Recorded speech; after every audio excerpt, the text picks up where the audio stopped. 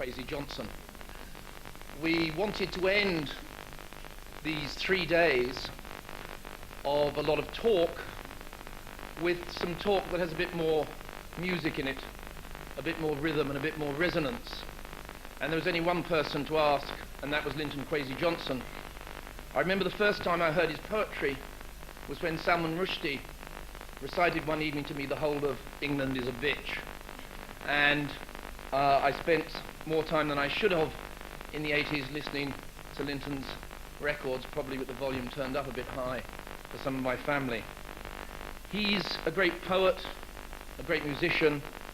He's recorded these London Times for the last 25 years. I'd like you to welcome Linton Kwezi Johnson.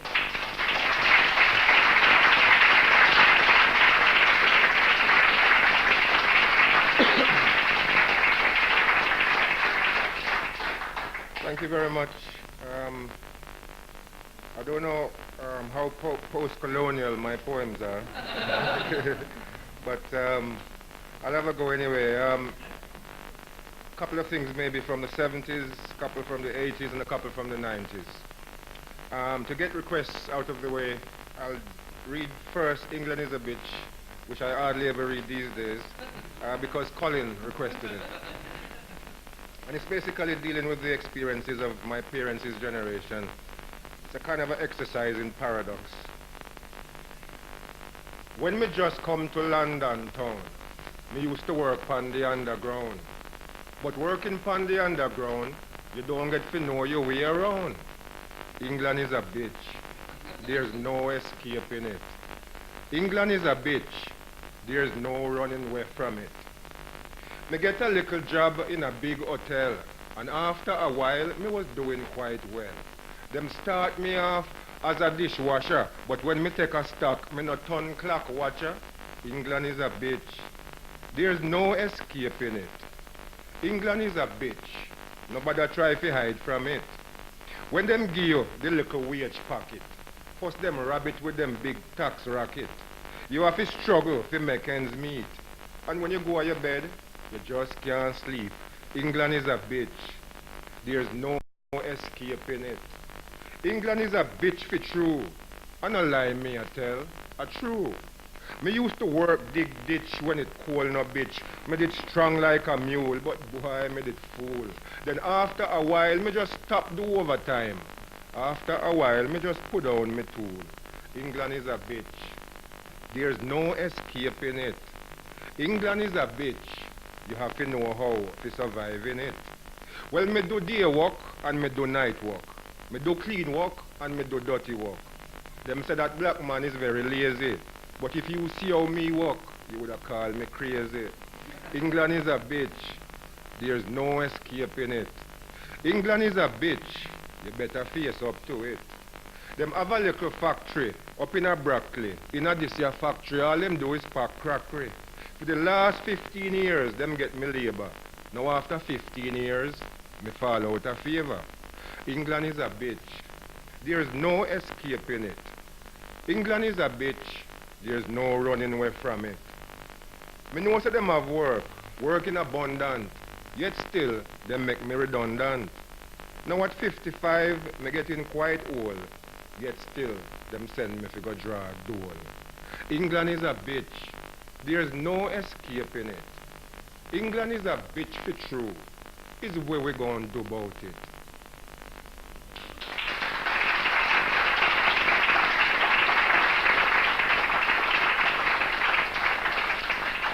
Thank you.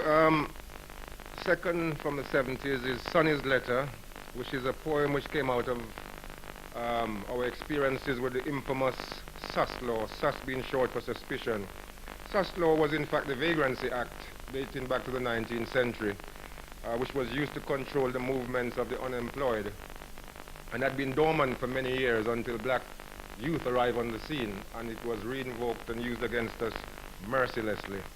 And many of my contemporaries were criminalized, sent to prison for attempting to steal from persons unknown, because your alleged victim was never produced in court to give evidence against you. It was your word against the magistrates. So this is a letter to a mother somewhere in the Caribbean, and the writer of the letter is explaining to his mother why he finds himself in prison with his younger brother. Sonny's letter. Brixton Prison, Jeb Avenue, London Southwest 2, England. Dear Mama, good day. I hope that when these few lines reach you, they may find you in the best of health. Mama, I really don't know how to tell you this, cause I did make a solemn promise to take care of little Jim and try my best to look out for him. Mama, I really did try my best, but nonetheless, I'm sorry to tell you, say, poor little Jim get a rest. It was the middle of the rush hour, when everybody just a hustle and a bustle to go home for them evening shower. Me and Jim stand up waiting for a bus, not causing no fuss. When all of a sudden, a police van pull up. Out jump 3 policemen, the whole of them carrying baton. Them walk straight up to me and Jim. One of them hold on to Jim, so him taking him in. Jim tell him to let go of him, for him not do nothing, and him not thief, not even a button. Well, Jim start to wriggle. The police start to giggle.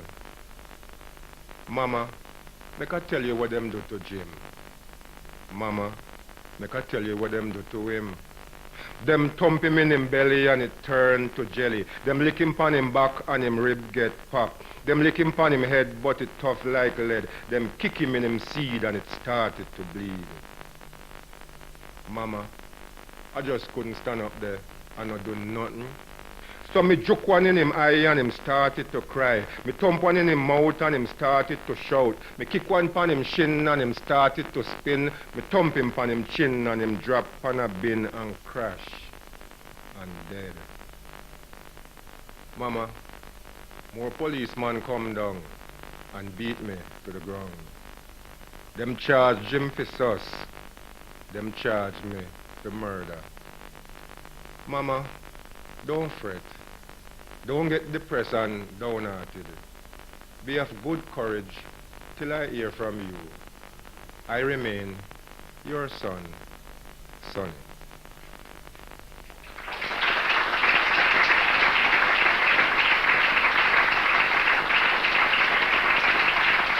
This is a poem about Jamaica, and Jamaica is independent, so I suppose that's all right for post-colonialism, isn't it? It's about Jamaica, and it's a goodbye poem to my father, who died in 1982 after a long fight against diabetes, had his legs amputated and all of that. Reggae for Dada. Galang Dada, galang guanyasa. You never had no life to live, just the one life to give. You did your time upon earth, you never get your just desert. Galango smiling at the sun, Galango sata in the palace of peace. Oh, the water, it's so deep, the water, it's so dark, and it's full of harbor shark. The land is like a rock slowly shattering to sand, sinking in a sea of calamity, where fear breeds shadows that lurks in the dark, where people afraid to walk, afraid to think, afraid to talk, where the present is haunted by the past. That's how me born, get to know about storm, learn to cling to the dark. And when me hear my daddy sick, me quickly pack my grip and take a trip. Me never have no time when me reach, to see no sunny beach when me reach. Just people are living shock, people living back to back amongst cockroach and rat, amongst dirt and disease, subject to terrorist attack, political intrigue, constant grief and no sign of relief. Oh, the grass turned brown, so many trees cut down and the land is overgrown. From country to town is just thistle and thorn in the wound of the poor. It's a miracle how them endure the pain night and day, the stench of decay, the glaring sights of guarded affluence, the arrogant vices, cold eyes of contempt, the mocking symbols of independence. I just saw me born. Get to know about storm. Learn to cling to the dawn. And when the news reached me, say me one daddy dead, me catch a plane quick. And when me reach me sunny isle, it was the same old style. The money well dry, the bullets them a fly, plenty innocent a die, many rivers run dry, ganja planes flying high. The poor man him a try, you think a little try him try, holding on by and by, when a dollar can buy a little dinner for a fly. Galang dada, galang go on sir. You never had no life to live, just the one life to give. You did your time on earth, you never get your just desert. Galango smiling at the sun, Galango sata in the palace of peace. You know you couldn't take it, dada. The anguish and the pain, the suffering, the problems, the strain, struggling in vain to make two ends meet, so that them picnic could I get a little something to eat. To put clothes upon them back, to put shoes upon them feet, when a dollar can buy a little dinner for your fly. Me know you tried, dada. You fight a good fight, but the dice them did loaded and the card pack fixed. Yet still, you reach 56 before you lose your leg wicket. I know you're born ground here, so we bury you a stranger's burying ground. Near to mum and cousin Darius, not far from the quarry, down at August town.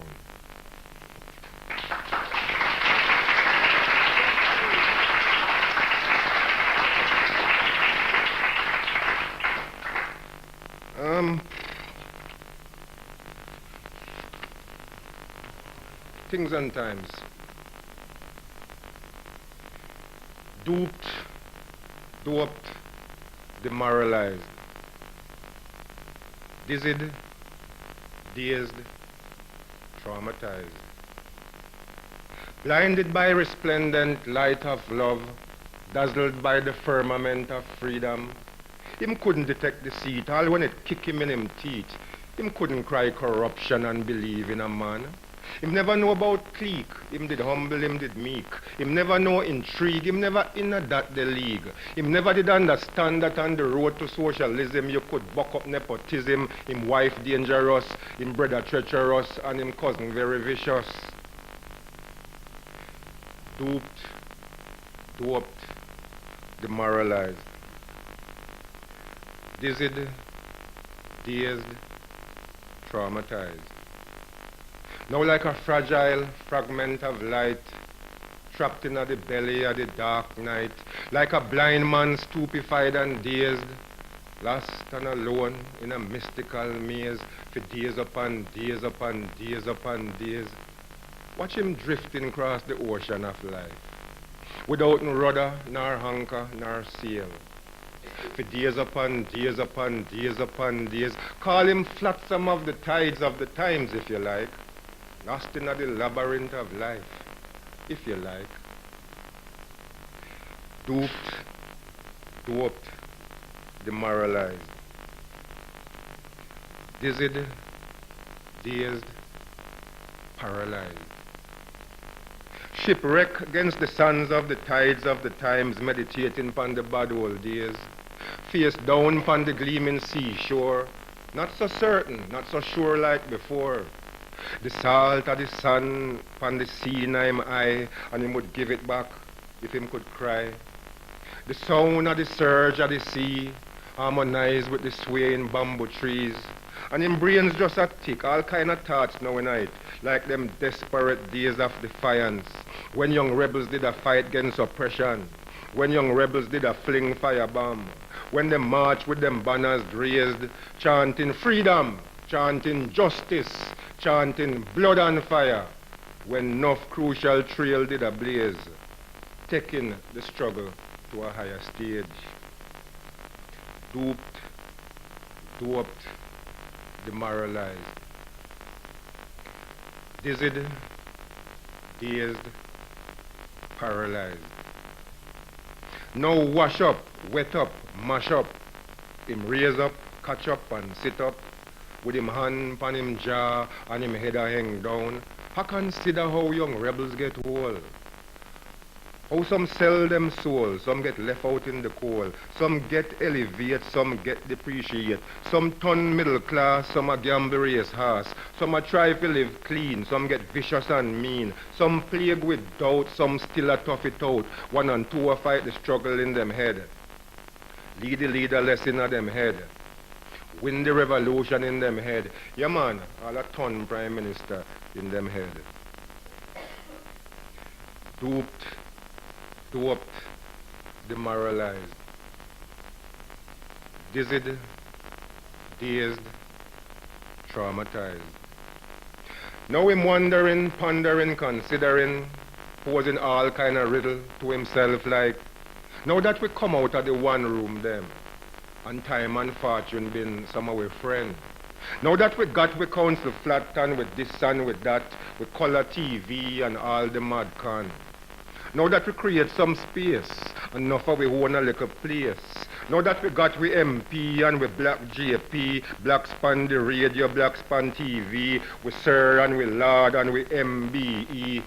I forgot, alright it that.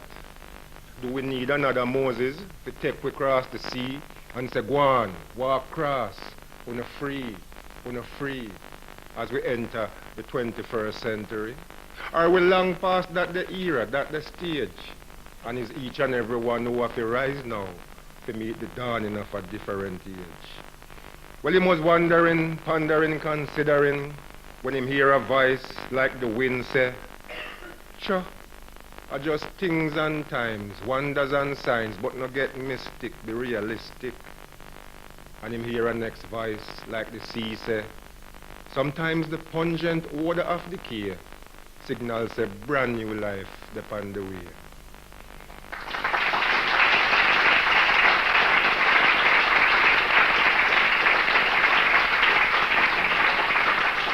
Thank you. Finally, I just finished with two 90s poems. This one is called License for Kill, and it's about black deaths in police custody. Conversation between two workers in a canteen in a factory. Sometimes I think my co-worker crazy.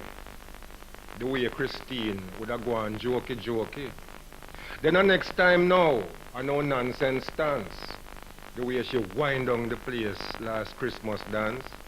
The way she love to talk about conspiracy. Me and Christine in the canteen a talk about the death of black people in a custody. How not a cat make me yow or a damn dog bark. How nobody high up in a society can offer explanation nor remedy. When Christine knit up her brow like say a row, she a go row. Screw up her face like say a trace, she a go trace. Here are now. You think I just MI5 and James Bond and police and soldier over North Island one? When it come to black people, Winston, some police in England got license for kill. Well, nothing Christine said surprise me still. But hear me now. What you mean, Christine? Who tell you that? I must be one idiot. You can't prove that. I would tell me if you go say that. Christine kiss her teeth, then she cut me with her eye and she say, you want proof? You can't ask Linton MacCabe about him asphyxiation. And you can't ask Joy Gordon about her suffocation. You can't ask Colin Roach if him really shoot himself. And you can't ask Vincent Graham if him stab himself. But you can ask the commissioner about the license for kill. Ask Sir Paul Condon about the license for kill. You can't ask the Douglas them about the new style baton. You can't ask Tony Hassan about him death by neglect. You can't ask Marlon Downs if him have any regret. And you can't ask El Gamal about the mystery of him death. But you can ask Dame Barbara about the license for kill. Ask the DPP about the license for kill. You can't ask Ibrahima about the CS gas attack.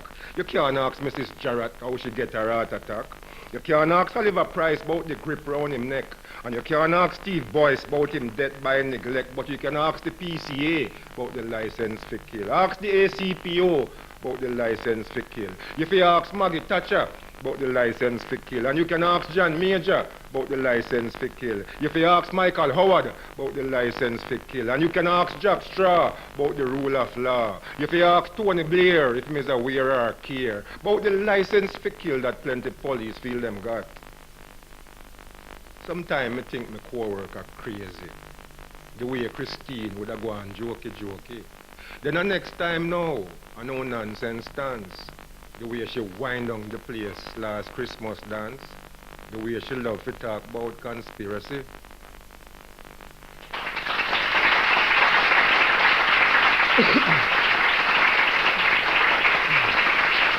Thank you. Finally, this is a poem about poetry. It's an opportunity to have a roll call of some of my favorite poets. But it's by way of riposte to somebody who said in the Oxford Companion to 20th Century Poetry, in talking about dub poetry, that it's, and I quote, dub poetry is overcompensation for deprivation, unquote.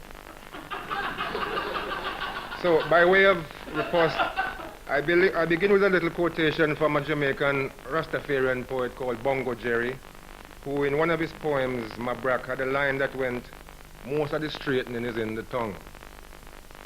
So here's my poem, If I Was a Top-Notch Poet.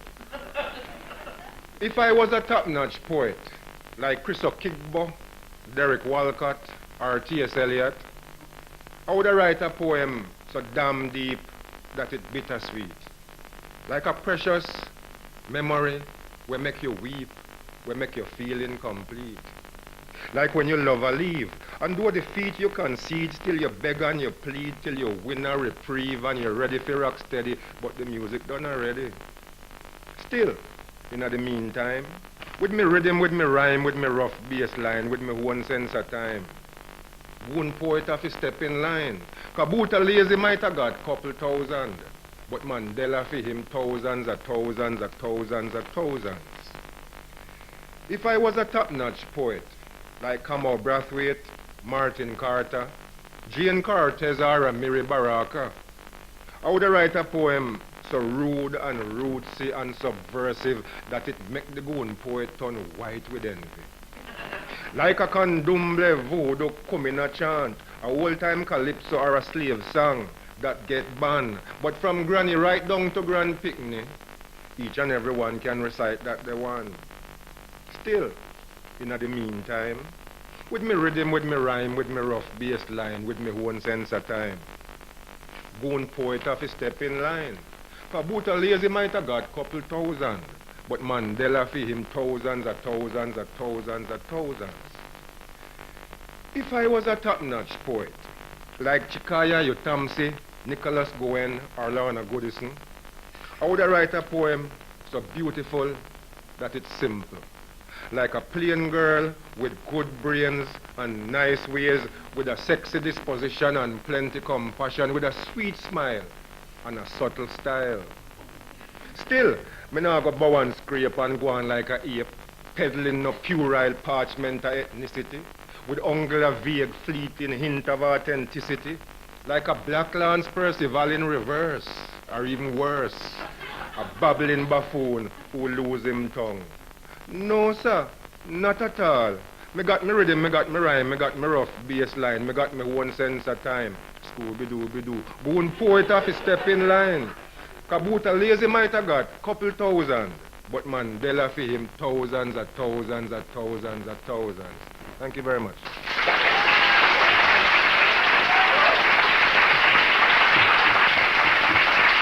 you very much. Thanks a lot.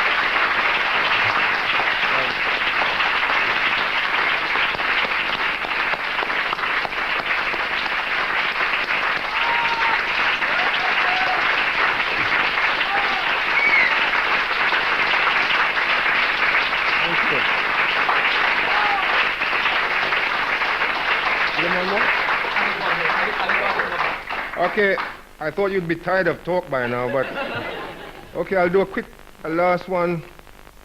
I don't know if this has anything to do with, yes it does, post-colonialism.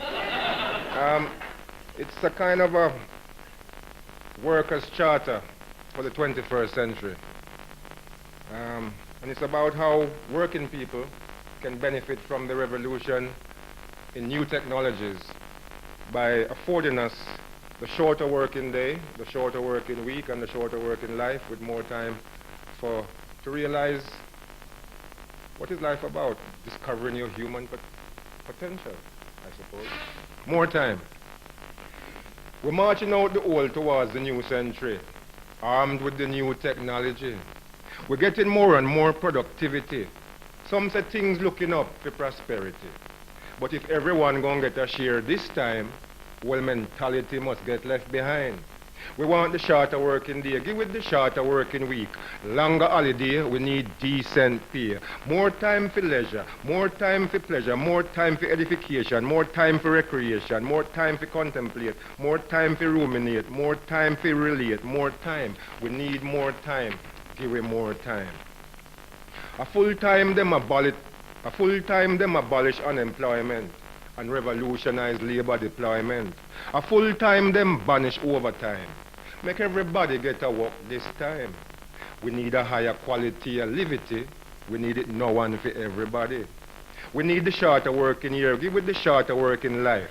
More time for the husband, more time for the wife. More time for the children, more time for we friend them, more time for meditate, more time for create, more time for living, more time for life, more time. We need more time. Give it more time.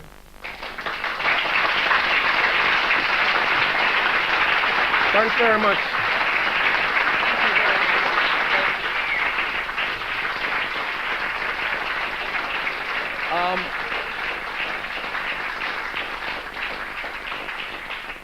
The first thing I need to tell you is that if you want to buy some of Linton's volumes of poetry or his records, which I much recommend, they're on sale as you go out. The second thing I want to say was that I asked my friend Jean Winter-Breeze, was there any way in which I could introduce Linton in such a way that his face would crack into a smile? And she said no, but I noticed our applause did make him smile, so I think we can feel quite pleased with ourselves, which I must say is how I feel at the moment. We've had three very enjoyable days, which are now over, which is the main reason I'm pleased with myself. And I simply would like to say that I think we've seen the range of potential offered by the post-colonial city, but we haven't actually forgotten the pains and perils which are hidden and indeed perhaps part of that potential. And I think both the AA and the London Consortium hopes that some of the things that have been said and voiced over the last 3 days will go into the work of both institutions and out into the world. Thank you very much indeed. Thank you, Moisen. Thank you, Mark.